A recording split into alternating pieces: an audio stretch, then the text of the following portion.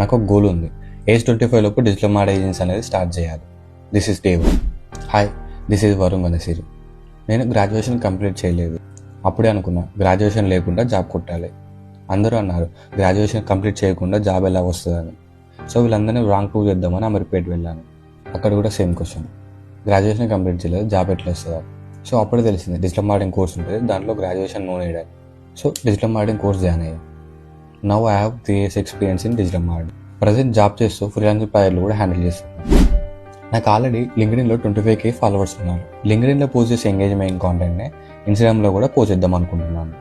Already మీకు చెప్పినట్టు age 25 లోపు డిజిటల్ మార్కెటింగ్ ఏజెన్సీ అనేది స్టార్ట్ చేయాలి, అదే క్రియేటివ్ సాల్ మీడియా. ఇప్పుడు నా ఏజ్ 23, అంటే ఇంకా 2 years టైం ఉంది. సో ఈ పేజ్లో నేను SEO ఎలా చేయాలి, ర్యాంకింగ్ ఎలా చేయాలి, మన వెబ్సైట్ని టాప్లో ఎలా ఉంచాలి, సోషల్ మీడియా మార్కెటింగ్ ఎలా చేయాలి, యాడ్స్ ఎలా రన్ చేయాలి, యూట్యూబ్ SEO ఎలా చేయాలి అనేది నేర్పిస్తాను. Follow for more digital marketing content in Telugu.